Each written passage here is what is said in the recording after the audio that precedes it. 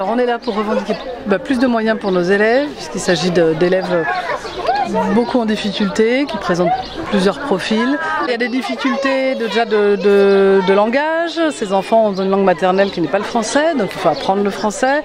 Des difficultés dans les apprentissages, qui sont nombreux en fait. Donc un double niveau, CE1, CE2, j'ai 2 élèves qui viennent d'Ukraine, j'ai un petit élève qui vient d'Afghanistan et l'après-midi j'ai aussi 4 élèves d'Ulysse. Donc on me demande avec 27 élèves de pouvoir les aider tous, mais sauf qu'avec un nombre aussi élevé d'élèves, c'est difficile d'apporter toute l'aide qu'on devrait apporter à chacun. Donc on se sent souvent démunis face à notre nombre d'élèves et au final on n'arrive pas à leur apporter tout ce qu'on devrait leur apporter parce qu'on n'a pas assez de moyens pour les aider autant qu'on le devrait. Alors aujourd'hui on est rassemblés devant l'école puisque l'ensemble des enseignants de l'école ont déposé un préavis de grève pour pouvoir mettre en avant et la lumière sur la situation de l'école qui a un public et des conditions de travail qui sont assimilables au profil des écoles de Chambéry-le-Haut, classées en REP par l'éducation nationale, et qui sur le Biolay n'est pas reconnue puisque l'école du Biolay n'est seulement qu'en QPV, donc le QPV quartier politique de la ville, c'est une mesure territoriale, mais les solutions et les choses qui sont données en plus par l'éducation nationale au niveau des écoles ne sont pas mises en place sur l'école du Biolay.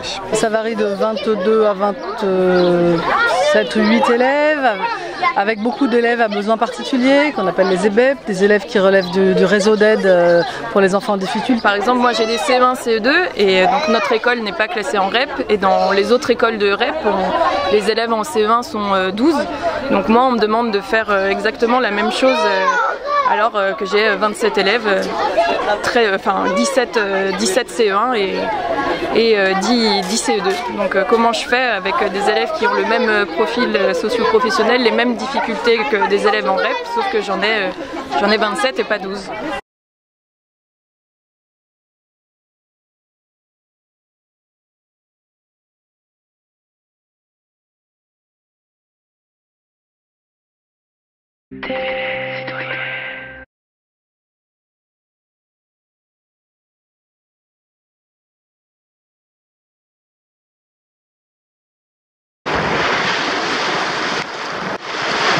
C'est un mouvement de grève qui vient des écoles et donc on est en soutien à leur mouvement de grève. C'est parti de l'école du Biolay, il y a aussi l'école du Ciel-Rose à Aix-les-Bains.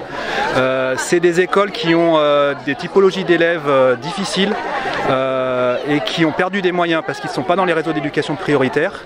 Et là, ça devient de plus en plus difficile pour les enseignants de ces écoles d'enseigner dans de bonnes conditions parce qu'ils n'ont pas les taux d'encadrement que peuvent bénéficier les classes d'éducation prioritaire. La situation s'est beaucoup dégradée en quelques années, en quelques décennies. Les moyens qui étaient accordés à cette école lui permettaient d'assumer ses missions. Il y avait une zone d'éducation prioritaire qui était cantonnée sur le quartier de Chambéry-le-Haut.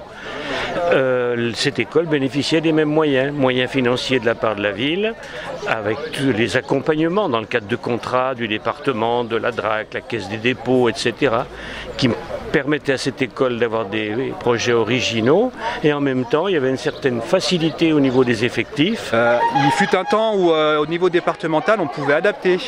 Il y avait de la marge de manœuvre pour donner des moyens à ces écoles, même s'ils n'étaient pas dans l'éducation prioritaire. Le Biolay, par exemple, faisait partie de la politique de la ville. Ça permettait de limiter les effectifs. Ils ont bénéficié des plus de maîtres que de classe. Du temps, ça s'est développé, qui a apporté beaucoup d'aide aux équipes pédagogiques parce qu'il y avait un enseignant supplémentaire qui permettait de prendre les élèves, de travailler en groupe à plusieurs enseignants, etc. Alors, on a observé depuis plusieurs années une baisse des moyens et une hausse de certaines problématiques. On avait à l'époque, il y a de ça plus de 5 ans, un maître surnuméraire, ce qu'on appelle un plus de maîtres que de classe, dont les résultats d'ailleurs étaient prouvés très efficients pour co-intervenir en plus dans les classes. Le poste a été supprimé, pas uniquement sur notre école, d'autres écoles sont concernées comme nous par ces problématiques. On a vu aussi les effectifs augmenter, le nombre d'élèves avec des difficultés scolaires également augmenter. Elle n'était pas classée en REP. Mais il y avait des moyens décentralisés, il y avait des facilités, il y avait un dialogue possible, et si j'ai bien compris, ça ne fonctionne plus comme ça. À savoir qu'on on a un indice de position sociale très bas chez les parents de l'école et pas les moyens qui sont alloués au REP+. En fait, on a beaucoup d'indicateurs qui font qu'en fait, on se mobilise. Des élèves en difficulté, pas de réseau d'aide spécialisé complet. On a une psychologue qui est à mi-temps alors qu'on aurait besoin de bien plus.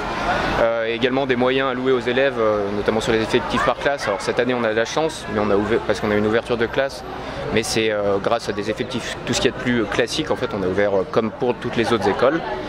Et en fait ce qu'on réclame c'est d'avoir des temps de concertation entre collègues pour pouvoir justement pallier les difficultés, avoir également des moyens à la hauteur des difficultés des élèves, c'est-à-dire le réseau complet qu'on attend, c'est des personnes qui vont pouvoir aider nos élèves à temps complet.